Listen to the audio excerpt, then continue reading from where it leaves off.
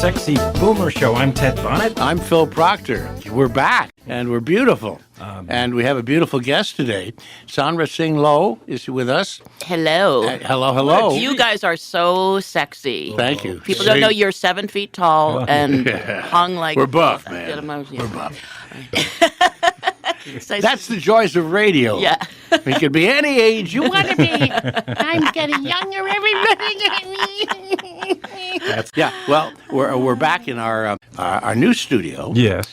And not our nude studio, ladies and gentlemen. We haven't gone that far yet. Because we have air conditioning, thank God. That's right, we don't have to take off our clothes anymore. It's great. It was not pretty. By the way, Ted, I'm excited to tell you, we have a listener in Nicaragua today. I think it's exciting that we have a listener. Yeah.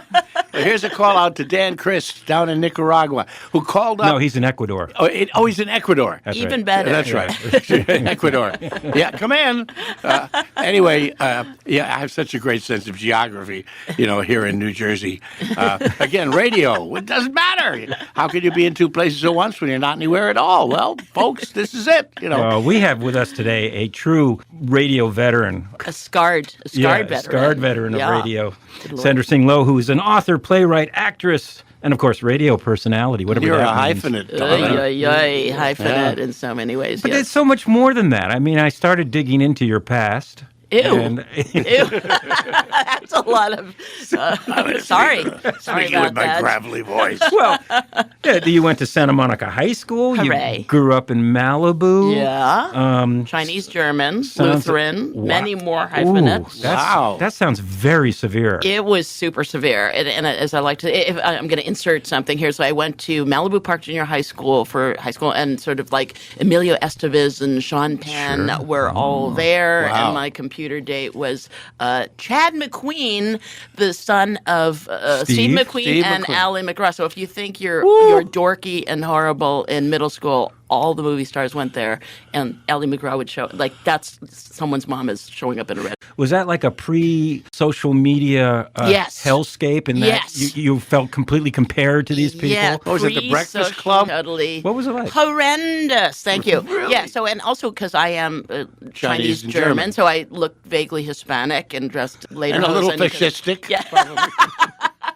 So it was just weird to be kind of sweaty, like I should have been in a turtleneck writing poetry somewhere. Instead, you're in Malibu with the palm trees and the skateboarding and the puka shells. Nobody Terrible. remembers Sounds all the puka terrible. shells Absolutely and the terrible. Miller's Outpost shirts, and it was just like grizzly and the winged hair and the Jordache jeans, Tremandish fair jeans and the corky sandals. It's etched in my memory, as you can tell. It's That's part of how what a wonderful writer you are, because you are able to evoke other times in your writing and your experiences in life, which is perhaps a defense mechanism. And I think and probably too much detail remembered of these fashion stuff. Yeah, the corkies, like why that? And then again, when I was in my 30s for Woodward Buzz magazine, it was like the IKEA catalog came, and then that was etched in my memory of those Billy bookshelves. So I think a lot of it maybe has to do with just remembering brand names. Yeah, well, it's a good thing.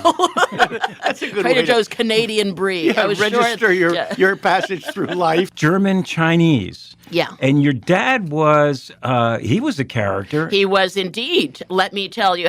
And in fact, I brought you Mr. Low lighters today. So yes, he famously would hitchhike up and down Pacific Coast Highway. He would, because hitchhiking in Los Angeles, you meet such nice people that way. Back in the day. Angelica Houston picked him up the one time. And he did, here you're getting your own Mr. Low lighter. Mr. Low is not afraid to be naked. And you see pictured on your lighter, you could give these away as premiums during Prince's life. So he would do naked exercises on the beach in Malibu, but then occasionally he would go to a dumpster and get like a ladies leopard spotted Speedo. I think you see one there. Wow. And then do, instead of free balling it, he would actually be Now, what in heaven's name is why are you giving out your dad's naked lighters? It said, public radio. There was a show on This American Life, another you were a doing way a lesser show than there was Sexy Boomers, the great, and Nothing Ira Glass can touch us. wishes. He would, but I did it. I found that there was a grunge rock band called Boy Hits Car, and they had written a show called a song called "Mr. Lowe's Not afraid to be naked about my dad. And I felt that's what it says on So this that's what it says lighter, there. friends. And it's a very Pearl Jam kind of, Mr. Loh's not afraid to be naked. So my father, who was just harassing us about our calculus homework and the 3 kids at home, on the beach, he was drinking beer with these surfers and was like their Yoda the whole time. What a cool When I was a guy. child, never was aware of it until they wrote this song. Did he make a living of some sort? Yeah, he was a scientist, wasn't he? He was a he was scientist. at Hughes Aircraft, but since we're spilling, but he was. I think it's amazing that the aircraft industry retained him at all, because he would do stuff like, of course, who didn't take like 2 inches of paper towels every day out of the dispenser and bring them home to share with us? But he would also like go. And then I worked for one horrible summer in Advanced Tactical Weapons Division, and having Sandra design your weapons just Not a good say idea, no. And what he would do all day, and I can say this because he doesn't employ him anymore, is that he would, there was an outgoing long-distance code, like a 5-digit code to make long-distance calls, and he would just sit there and just try different random numbers and find which codes work. So he had a whole list that he had discovered and that was a day of like free codes that you could dial out on cue. So it would just call everyone up. Is that, it's So he was an eccentric scientist. Your government dollars at work. Yes, exactly. I guess that's redundant. But Exactly. but the apple doesn't fall far from the tree. That hurts. No, right? no. After that nice lunch we I had. mean that a total Live compliment attack. because you went to an excellent high school, Samo High, Yes, Santa very Monica much, High yes. School, and then you went to Caltech. I did. Where you graduated in physics, top of your class. That is such a lie, and I put the BS. Is that a in resume physics. thing? I put the BS in physics. Oh. It's true that I got a Distinguished Alumni Award, which is the Caltech's highest honor, which is a laugh riot. As very much when I graduated, it's like, don't let the door hit you on the butt on the way out, kind of thing. And then I had to give a commencement speech at Caltech, and it's kind of basically I completely slid through Caltech on partial credit because it's all sort of particle physics. So the answer is like, what's the spin on this atom? And I would say at my commencement speech, it's 70% likely that the spin of an atom is going to be -1/2. So just go for it. Don't even do the calculations. And there's so many Greek letters that you do the zeta, tau, or an ampersand, and then put a lot of work. And then the tired Pakistani TA who had not slept, which is partial credit. That was that. But they didn't have many girls at that time, and I call us girls then. It was like a 7-to-1 male-female. Did I say that right? Yeah. Ratio. So they would say Caltech, where the odds are good, but the goods are odd. Hey, Cal! Hey, Phil, Cal, what's who the you dating this week? I should just do set-ups for Phil to do the Cal chick. Cal. But you decided to go for the arts. And I just failed out. I mean, it's just like held it together for that long, and then was then I just decided to go into the liberal arts, more material coming here. Liberal arts, which to a Chinese father is like pole dancing. And this is warmed over material, yes, indeed. And at that time, we're on public radio still, which I think is so fantastic that you guys are in your 3rd year. Anybody listening should send money to the station, to you, because it's really fantastic. That's how we found out. We've been doing this for 3 years, Ted. 3 years, a live conversation show that's really fantastic. Aren't we overdue for parole? Yeah. I don't know. I just like to get this thing off my ankle. That's all I can tell you. So, and at that time, and Ruth Seymour, we famously talked about, public radio was a lot of voice. Mm-hmm. So in the 90s, they would have talking. Yes, it's kind of like you have it's not your demographic that you fit any demographic boxes. You just are an interesting writer, interesting voice, et cetera, et cetera. So it was a real boom time in the 90s. Mm-hmm. And also when we still had alternative weeklies. Remember those? Like the Village Voice, and when the LA Weekly wasn't just like a cannabis. You can't go to LA Weekly anymore to find out who to vote for. That's over. Remember? That was always one of the sources. Yeah, you're right. I remember that too. You'd balance it with the LA Times, and no longer. And the Herald Examiner and the LA Reader. Oh my goodness! Well, that's but the '90s for public. That's how I came out from New York. Yeah. Thanks to Ruth. Yeah. KCRW was our sister station for our show Heat. But that whole thing with you and KCRW and the using the one of the words you can't say on radio. Well, let me tell you how that happened without using the word. It's public radio now is now getting so much more sort of commercialized and newsy, and public radio used to be not so differently from where we are now, but it used to be an underground basement of a college with a cat hair covered futon and a certain kind of poster that was there, that was peeling poster. But and incense. Yeah, exactly, not a good smelling. Nope. Like to cover something to not quite cover the moldy carpet. But at that time, we had been Buzz magazine, another now fallen magazine. We were columnists, and Holly Palance did the Hills, and I did the Valleys. And they couldn't find anybody to write the Valley column. Harlan Ellison was supposed to write it, but he said nothing happened to the Valley. They literally were so fashionable up on Mulholland Drive. They didn't know anyone who lived in the Valley except for me. You were like a foreign correspondent. Yeah, exactly. Right? From Van Nuys, and they go, wow, it's so exotic. So we would just get on the radio to basically read some version of our columns. And so at that time, my then husband, and it may surprise you to learn that I am divorced. Hard to stay married to. But anyway, he had just gotten a job with Bette Midler, and I was so impressed by that. And he's a great guy, actually, and she's great. I go, you will be standing next to Bette Midler every night for whatever. Now, I guess I'll have to his job? Bleep you. Well, he was playing guitar, but he was so close to her. Wow. Now I guess I'll have to bleep. And it was just a marriage joke or whatever. But I used to, because I speak relatively quickly and have a certain rhythm, I would stupidly say the word to have it bleeped out later. The F word. The engineer at that time, who I think is still with the studio, lovely guy, second baby, still sleep deprived. I gave him the copy. I said, bleep it out, and he just forgot to do it. So it ran now to Ruth Hirschman had said, where I go, geez, Ruth, I used to be on Thursday at drive time, and now I'm on Sunday at 7 and 9 in the morning. That doesn't sound good. She goes, no, Sandra, that's when all the women are on the treadmills at the Sports Club LA. It's a great time. Sandra, it's a great time. Yeah. And it was such a great time that it totally ran at 7 a.m. Nobody noticed. I did a big F-bomb on the air, and it ran again at 9, and it was at 9 that people started calling. They didn't take it out even. They just nobody heard it because, well, I guess they were just on the. No, this was KCRW. KCRW. We're on KPFK, so we can say F anytime we want to. Can you really? Yeah, not that. I'm glad I didn't make that F mistake. -K. Right. Part of our rebellious spirit, isn't it? Yes. It's totally what the F, huh? Yeah, get your freak on. But at that point, and we can talk about Ruth because we love her now. Oh, Ruth was wonderful. But there's a scary moment, and I'll go a little Joe Frank material if you. The great Joe Frank. I was up in Northern California taking care of some kids, my brothers and mine, and she called, and my brother goes Monday morning. He goes, Sandra, it's someone called Ruth Seymour. I go, what? Sandra, have you lost your mind? It's like, because that time the Janet Jackson boob thing had happened. Yeah. And the FCC was throwing huge fines and the whatever. F-CC. And she goes, get some professional help. Oh, no, she really because said she that. thought, she thought, like, as though I had done it on purpose to bring the station down. Like, it was kind of nutty. That's funny. That's why I got a call from her because she thought I was Dr. Proctor. Right? But I said, no, proctoscopy, sorry.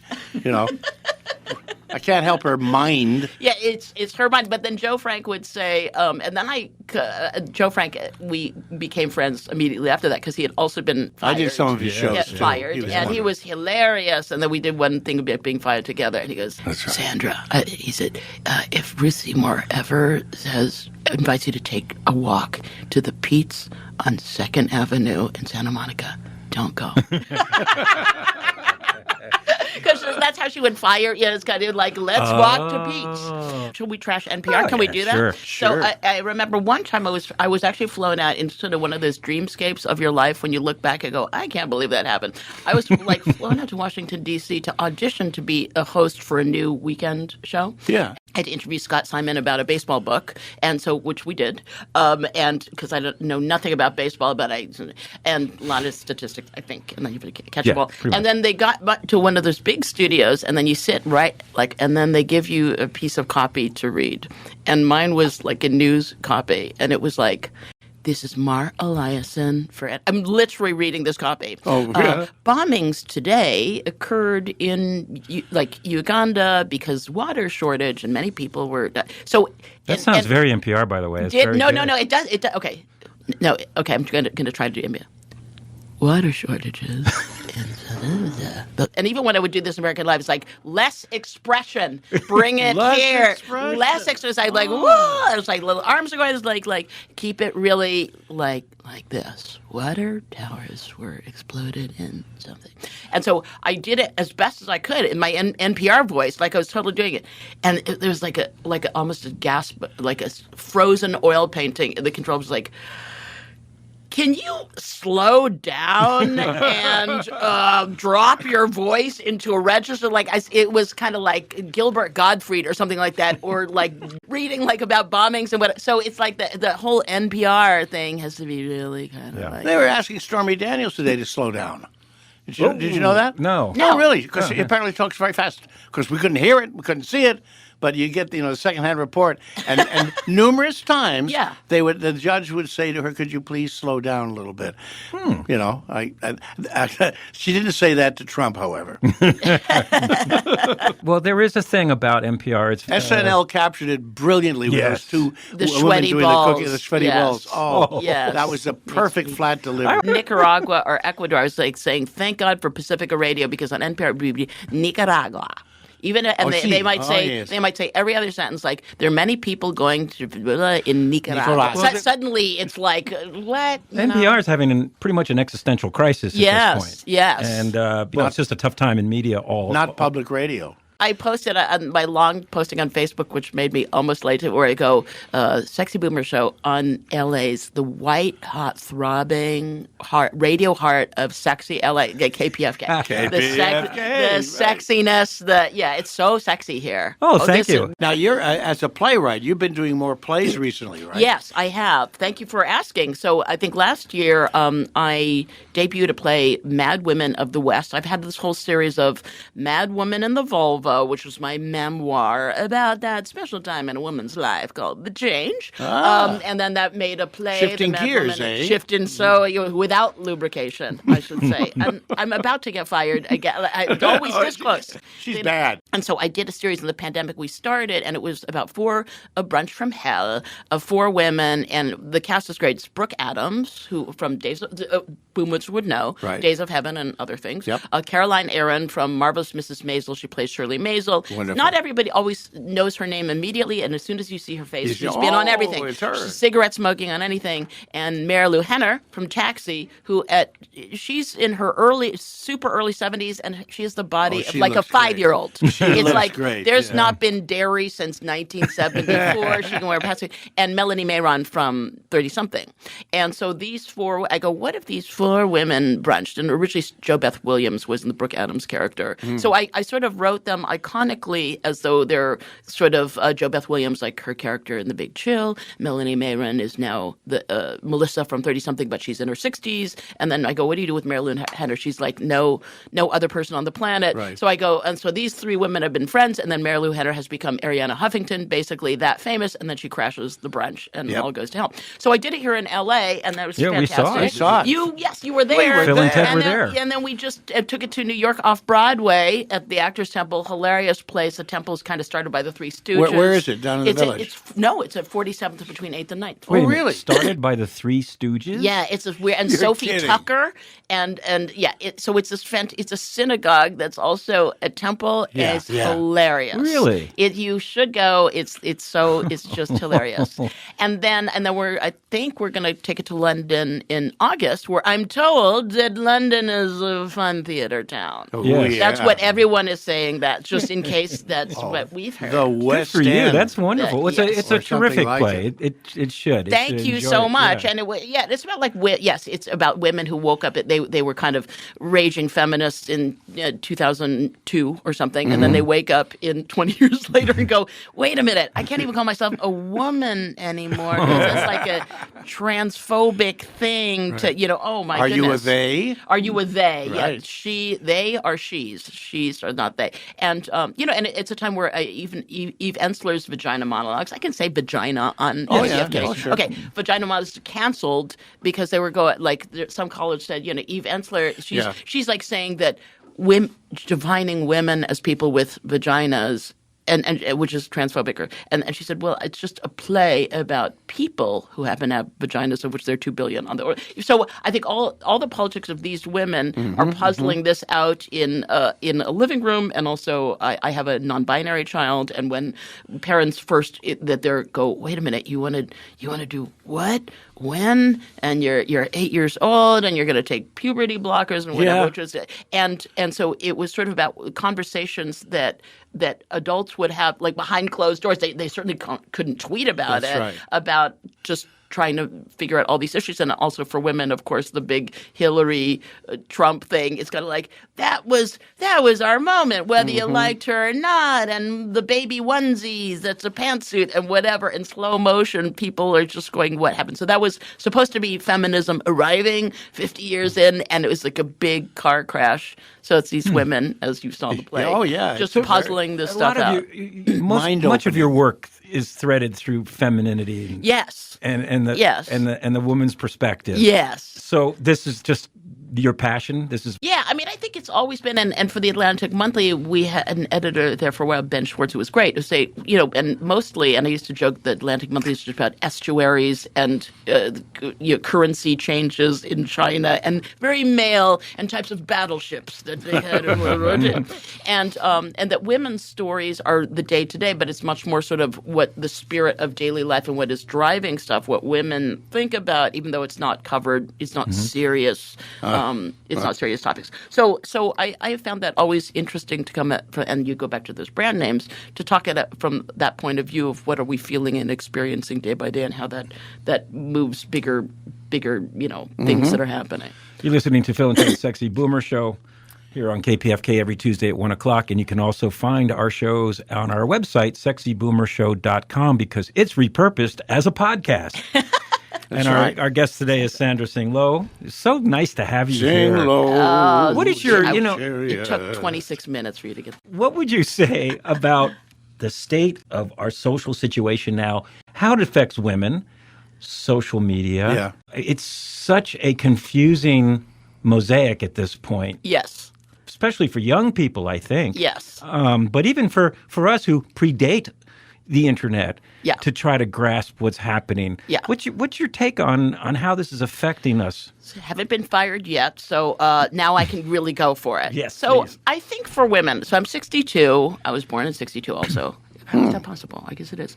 So, and I think coincidence. It kind of it's partly some of the stuff that we were talking about in Madwomen of the West, the play, just to be, if I can trace that for a moment. Being a woman. Please. So I grew up in 62, and it's been written, so I go to college in 79 to 83, and it's been said that of my generation, which is the tail end of the boom, and almost Gen X, but not quite. So we are You were in the gap. Boomers, but we didn't see the Rolexes and the whatever. We came when the economy was tanking. Yes. So I used to say that we had, BMW tastes on a Hyundai budget, which is why we would buy the IKEA furniture that looks like the Danish place we should be living on, except the Billy bookcases that are so cheap are not waterproof. So it's kind of like you'd buy the IKEA furniture and then plunge to your ass. I can say ass because you didn't assemble it correctly. So our big unifying moment was not Woodstock. It was like the IKEA catalog hitting the driveway for the first time. That's a good, very finally, good we have metaphor. a purpose. This works. So then you go to college, and it said that the great contribution of women of my age was anorexia. Was eating disorders that we had in college. And so we're coming in the 70s, again, when I'm at Caltech where the odds are good but the goods are odd, where now you're so lucky to have sexual liberation. Oh, Yay! yeah. That was means scary. that instead of the boys inviting you to dinner, holding the car door open, bringing you a bouquet, and picking up your dinner, you have to go Dutch at some disgusting macrobiotic restaurant with a guy in sandals who's toes. You can see I'm wearing sandals today. And then you go Dutch, and then you have to put out on the first date, no matter what. Otherwise, you're considered frigid, even if you don't want to. And then you have to carry your own birth control. It's kind of like, it was like, what? So this is like post-liberation? This was supposed to be sexual liberation, but it was not really liberating for the girls, where we go, well, we're still the ones that can get pregnant. Yes. I don't know if you remember the diaphragm. Can I say diaphragm? Yes. I was like, it was so just. I have the list here. Everything's good so far. It's like dusting this rubber disc with cornstarch. It was horrific. So, and you're paying for your own stuff. And then the guy would cry, of course, because they were sensitive. In the morning, you had to lend him $20 and take a stack of his band flyers to put up everywhere. This is all happening in Malibu? This was the 70s and 80s, my friend. I don't know if you remember, but why did I have to put up? Why did we have to put up all of your flyers? I just asked of all the bands. It's like, wait a minute, I put out a flyer. But you were at the tail end of this liberation. Because you came into the beginning of when sex equaled death with AIDS, when that changed everything. And that starts to happen. And then the second wave of feminism was the grunge, the Seattle grungy, all that kind of stuff. Yes. And so that happens for a while, and then you have to then get married. It's kind of like do your career in your 30s, get married in your 40s, have a baby in your 50s. It's going to be fine. They can freeze the eggs. Focus on yourself first. And then you realize in slow motion that's not true. And then everybody, in my case, in your 20s, you date the bad drummer, rock and roll, whatever, motorcycle guy. And then in 30s, you find the guy who makes soup and can put up bookshelves and do bread. So you settle that with a sensible guy in your 30s, and then your 40s, you go, I don't want to do any of this. And then you go to Burning Man and blow up your marriage, which I did. So when did you get married? I got married when I was 34 and for 13 years. And then you went to Burning Man? Then I went to Burning Man, and then it all came. So don't go to Burning Man, I would say, or just go once. Don't go to Peach with Ruth. Don't go to Burning Man at all. Yeah. Good, we're learning some good lessons here. So I think that, and then your kids are now non-binary, and so you're using the wrong pronouns. You're trying to do a plastic straw for your Diet Coke. Your hand is hit, paper towels. So it's like it seems like every decade, we women that I grew up, we're always left holding the bag, doing something wrong. We're just always apologizing. I love the fact that you equated your life at one point with having to put together a bookcase, because like having to put together your life these days has become, we're all living in an IKEA world, if you will. Yeah. What's the big IKEA? Huh? What's the big IKEA? Huh? Yeah. It's tough to have a footing right when your one foot changes. is in this swirling dysfunctional Miasma. reality, Right. and then you have this pretty rancid social network online, and you're trying to straddle these two dimensions. Everything's a little toxic these days. It is toxic, and I think in the meantime, then you have capitalism. I'm so excited to be on KPFK and do my physical capitalism. But I think for women, and this is a little bit of technical, this is like getting a little added value. So when feminism came along in the 70s, boys, sit down and listen. Okay. Hold on, get my notes. It's like it was supposed to humanize men and send them home and then get women in the workplace. But instead of working 40 hours a week, now men work 50, women worked 60, and they worked double shifts. And the only thing that really grew, happiness went down, is that every home had a lot more appliances. So now you have Maytag washers. So the people who really did well in feminism were the appliance makers, because now every house had that kind of stuff. And I just saw a commercial for appliance insurance. I swear, should your toaster go bad? And it begins with a woman, kind of a mystical woman, going, home, range, Firesign Theater. It's in our first album. We did home, range. And now it's in a commercial. Do you think that I got paid for it? No. But that was a bit of a canard anyway. It was because in the 60s... It was a canard. Yeah. This is sexy. You're singing about insurance appliance, and you're saying canard. This notion of enhanced prosperity, always doing better than your parents. Yes. Fact of the matter is, both mom and dad are working to maintain that level of prosperity, as you call it. Yes. To keep that house going while you're living in the basement. That goes back to 1964, when the wealth creation was growing at a faster rate in the middle and working class than it was in the wealth class. Yeah. They shut that action down Yeah. and broke the unions, and now you look at the stats Yeah. and you see where we are. The gig economy and sort of Uber driver and Yeah. Lyft drivers and rents are so high. It's just, yes, I it's just think crazy. it's a kind of a free-for-all. Yeah. And I just wonder just how destabilizing social media and the internet ended up being for that. What a surprise that was to me, because I really thought that it was going to unify everybody. But it obviously, the fact that we live in such a fractured society Yeah. that people are able to absolutely isolate themselves and bring in only the information that makes their reality You would have thought that the social media might have Enhances their reality, galvanized the movements to start realizing we have to change our ways for the climate. For but we're not getting out on the street with placards. Campuses. Yes. Israeli. I mean, what happened at UC San Diego this week? It was a kind of a blatant clampdown on peaceful protesters, which is what universities are supposed to be. Those people play the long game. And when you deregulate media and you deregulate ownership requirements of media, Right. you start to realize if you can control the megaphone. And even the campuses, the Koch brothers, they've been spending the long game. They've been spending so much money donating to colleges in return for curriculum that is basically hard right. Hey, come on. Things go better with Coke. Yeah. But colleges also are in a spiral, right? Yeah, it's because they're so expensive. That's FAFSA's right. broken. Where Yeah. is the media covering this? I don't even see the outrage because the alternative media is gone. Yes. So Right are wing. people covering what's going on these campuses? Now, I guess, obviously what happened at UCLA, those are outside protesters who came in to start the fight.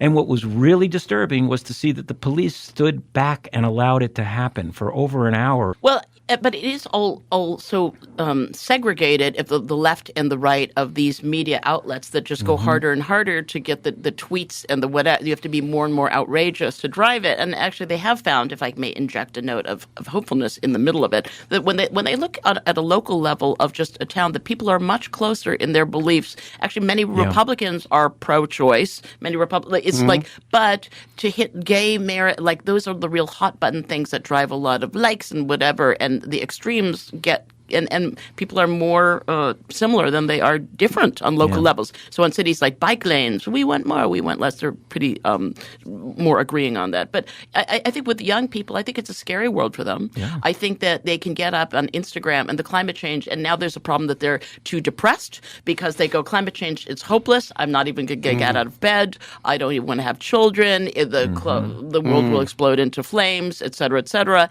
And it's very, they're able to get like more depressed and isolated. And these electronic devices that we're all glued to is coming at the expense of intimacy, and they're even saying sex is not nearly as much fun as it used to be. Well, it's super scary. The poor, like if you type in one wrong thing, it's kind of like, no, I want like if I wanted what. Bareback horseback riding or something like that, and then suddenly you go, whoa! It's like the images that kids get. Like there isn't that liquor store with the Playboy in the cover behind the thing anymore, or under your dad's bed or whatever. Yeah. It's just everywhere, and they see it super quickly, and there's no gauges against that. So it's really some of the images that they see in and they're becoming really. But on the hopeful note, the youngest people now, the youngest generations are learning from what they're observing, and they're turning their phones off. Well, now listen, my grandkids, I think, are an example of this. My grandson actually became addicted to video games during COVID and figured out how to hack into his parents' bank account and gambled away $1,800. Wow. Which he since, of course, has had to pay back, But that's a bright kid. Yeah, and he is not an isolated example of this. Right. Okay? Right. So the COVID affected people because of their access to media, to friends and games and all of these things, became like, is going to affect this generation. And the COVID only pushed the snowball further because you look at the behavior of all ages. It's easy to dismiss Trump and dismiss him as a viable candidate. But then you look and you see he raises $50 million. Who the hell is putting money behind him? What are their motivations? Wealth. Less, May I have some less more tax. Just before the election, I started, I looked at Real Clear Politics and I listened to Sean Hannity and Glenn Beck during the middle of the day. Because it was actually more entertaining than NPR. And like, because they are really right-wing radio guys, they lean into the mic and it's all emotion all the time. And so it's more, and Dr. Laura Schlesinger, people outrage. hated her. And outrage. So it's more entertaining than today, whatever radio voice I was trying to do. And so just before the election, everybody thought that Hillary was going to win on a landslide, but I knew that she wasn't because I was looking at the Real Clear Politics, the poll of polls. It's not just MSNBC or Huffington Post, which is fiction. It's like you have to listen. I knew it was super, super close. But what is left out sometimes, there was a book called Chasing Hillary that was so interesting that and I'm talking politics for a moment, that when reporters would try to get a hold of Hillary Clinton, she'd be behind a wall of so many advisors they wouldn't be able to. And this New York Times reporter was covering Hillary Clinton, and her phone rings with the 212, and she picks it up, and Donald Trump is calling there, saying, "Hey, how you doing?" He was really reachable and really personable. And so they would talk about an Iowa State Fair where Hillary Clinton would come down in a private jet and do some handshaking, go away, and then people perceived her as being really stuck up. Trump comes down also in a private jet, but it's painted gold. It says Trump on the side, and he's greeted like the Music Man, and then he grabs an 8-year-old kid out of the audience to take him in a ride in the Trump plane. And so he has a very glad that's not often covered in the press, especially the classic old left guard press like the New York Times, et cetera, but that he had a hand-to-hand, let's say, charisma or charm on that level that you just never saw the way it was covered. And then some of those rallies would go on and on. They would excerpt the weird, and then like a Miami waiter or whatever that they would on Latino USA. See how I said it? That would go. He's just really funny, and the rally was entertaining. He's a stand-up dictator. When you see Colbert and you see Kimmel, and they take these clips out of context, you know he's working the crowd, and he's being sarcastic, and they try to distill it as policy statements. Right. It's an entertainment. Yeah. Yeah. But then again, I also look at Fox hosts and I say, how do they sleep at night? How do they sleep at night? A mattress stuffed with money. I was going to say, very well. They sleep very well. But you're trying to contribute. You're low down on science. Yes. Now tell us about that. That's a very cool thing. That was interesting. It was started in about 2002, back on KPCC, another radio station, LAS now, where TIA Craft was coming to the West, and they wanted some advertising. And so Caltech, the great PR guy, Bob O'Rourke, had this idea that it should be a minute on science, and that even though I'd been kicked out of Caltech, I didn't, I graduated, but that they should have someone on radio, which I was, and to do it's a minute a day of science, it was called. It's actually about 70 seconds, to be fair. And it's about all modern science, new research that's coming out. It was the LOH down on science. The LOH down on science. And it still runs in the wee hours at KPCC, I think it's 1 and 3. Yes. So if you are at Casper Mattresses, if you are an insomnia, and you can get it as a podcast also. But it's really fun because there are little factoids you can get that often not everyone's going to be reading Scientific American or the science section, but if you are driving in your car and you want to get a factoid and hear it, then you can listen to the LOH down on science. It's your minute a day. You have some very interesting people, including two people who've been on our show, Bran Farron. Yeah. Yes. Oh, yeah. And Harry Shearer. Yes, they're on my board. They're on my board. They're fantastic, and Bran Farron's great, and his place is right here. His workspace. We went. You've went and seen it. Like Glendale's what an amazing futurist he is. Amazing. His truck, the Roadbuster. I love that. Yes, Roadbuster. you like that. It's amazing. It's like a playground for everybody should be able to see that, and of course Harry Shearer is fantastic. I mean, he's a classic, fantastic. He is a radio studio embodied in his own self. So this is your contribution to raising awareness. I think so. And it's like for science to be accessible. And sometimes I've taught science communication at UC Irvine, and will again, and a little bit at Caltech also, of like that. And that's another political thing, is that science is not just a blue state thing. It should sometimes over the years our lives. Yeah, some of the writers would say, would make this is how long we've been on the air, would make a Dick Cheney duck hunting joke. It's kind of like, dude, we are played on Air Force radio. So it's Air Force One, so there are ships out there that have soldiers on, Armed Forces radio. And DARPA actually has some really, really interesting, disturbing science of like insects embedded with robot stuff. It's kind of like it is as science fiction as you'd think. But we have to reach, and sometimes you can't say climate change, like you can't say global warming. You can say climate extremes because our show is going to left and right. We're played in really small towns. Hey, stereo. So we left and But temperatures are rising. Why is global warming? It became tagged, and it may have been Al Gore's An Inconvenient Truth. Yeah. Mm-hmm. So global warming is a really hot button thing, and if you listen to Rush Limbaugh, which hot I button. also have, ha button.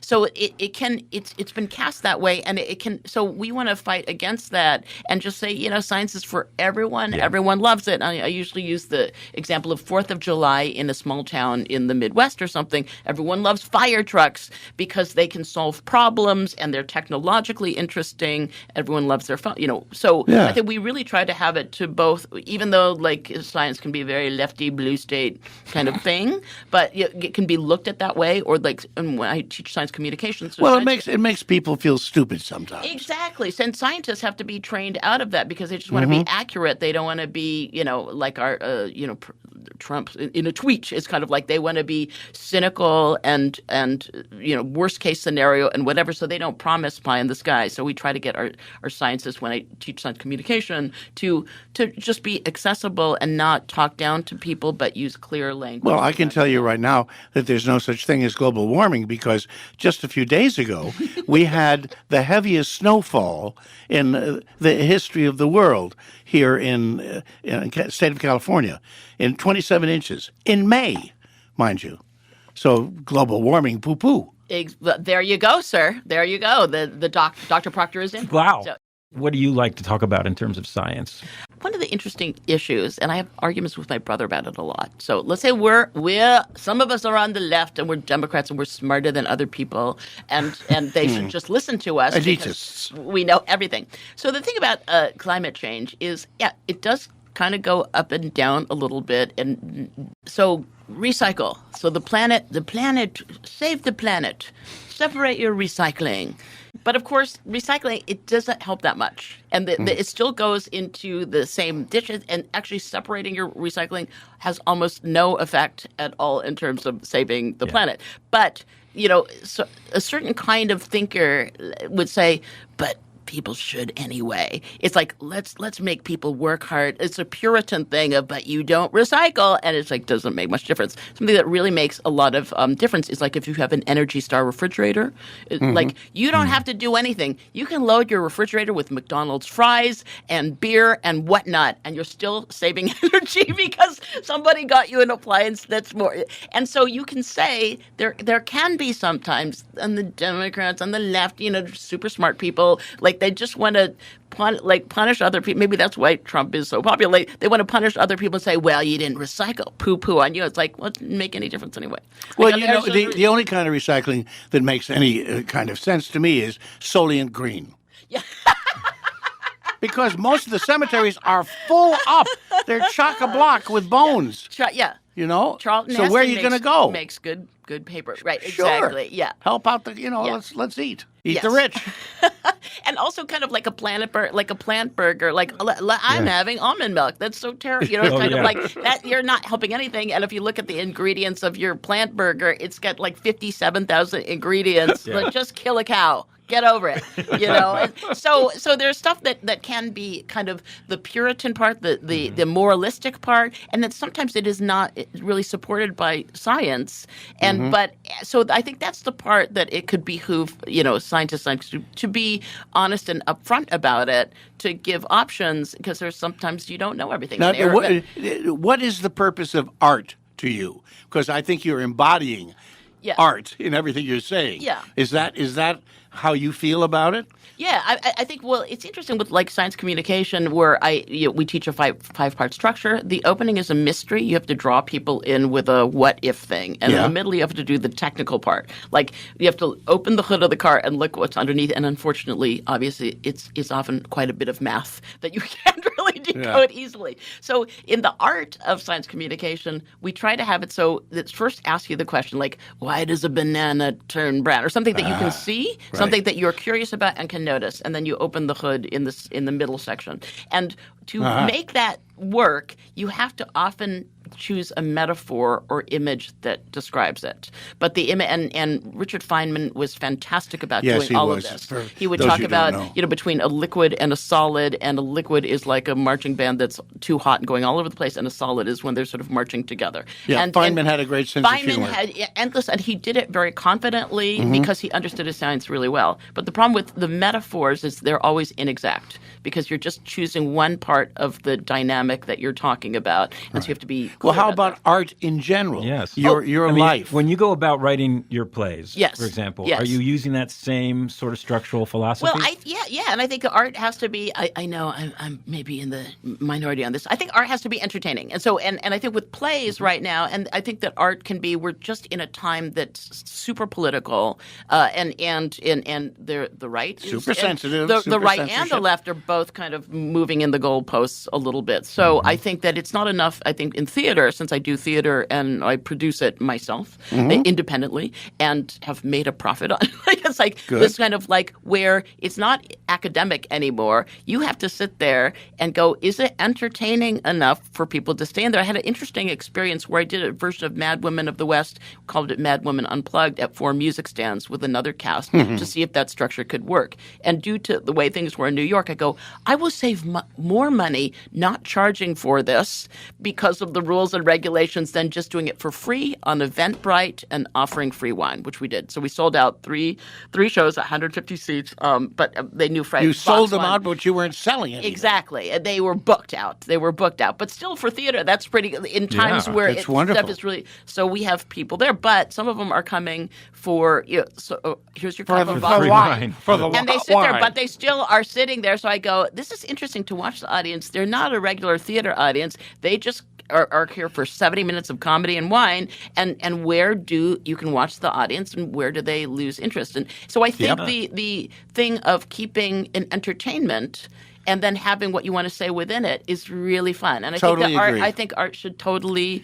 Is that minute or 60 minutes or 90 minutes that you're asking for me, is it a net gain? Is it a net charge? Or do I feel drained? Right. Feeling enriched and feeling as though you ate too much. I think also in theater, what we're doing, we're having a live experience in a room. So it's got to be worth it to have gotten your car keys and driven somewhere to be there. Yes. And hence, in the version of the play that you saw, that we changed a little in New York because the circumstances were different, where Caroline Aaron, who comes out, and again, she did, I think, at the play, one you were at, that she says she starts to thank the indigenous people for the land. Right. So she does the land, and like before theater, and before we start, we'd like to, the Minocqua people and the whatever on the land and and it's such a, I think it's kind of a it's good to mark that, absolutely, to be aware of that. And when we go to London, we don't know who they're going to be thanking. So that they think the Wiccans or the dwarves or the trolls Romans, or the Irish.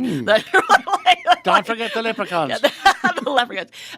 Because the little people. And it's not to address it as one thing, but to not do it, to say, well, I've done enough. Yeah. We've thanked them. Are we going to give them their land back after the show? We're totally not. And I think to address that in real time, and I think part in my play, I was like trying to push some buttons, but have it worked out within the room. Of somebody says something kind of outrageous. Get people thinking.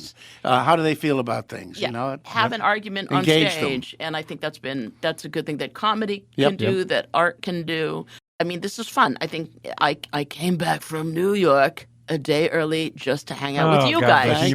This was super fun. We had some lunch. Yeah. We gave the dog water and chatting with you on KPFK, great station, and that we're still doing. I think that's a victory. This is fantastic. That's the way we feel about it. This is what I want to do. Be here with you. Well, thanks for bringing back some New York energy for us. Yes. And you have such great energy. I keep it going. You have so much to say. Well, you guys do too. This is Oh, great. thanks. 3 years. You're 3 years old. Hey, 3-year The birthday. Sexy Boomer Show. Would you come back? Yes, I will not leave the station. Okay. I'm good. handcuffing, Okay. so I will hold you to that. There's room Yes. for you because they haven't utilized all the rooms yet. It's so vast and You spacious. can go in where they're going to put the archives. Here in New Jersey. Yeah, there's a cot there. It's so fun. Public radio lives. This is excellent. And I'm just going to say, yes, it's like where it can be, public radio can be stultifying and boring and Yeah, whatever. not you this are room. not, and this is fantastic. Thank you. Phil and Ted's Sexy Boomer Show. Our guest, Sandra Tsing Loh. Thank you so much. My Yes, pleasure. wonderful. Stay sexy. I'm Ted Bonnet. Phil Proctor here. We'll see you next Tuesday at 1 o'clock. In the meantime, sexyboomershow.com to hear it all. Stay safe.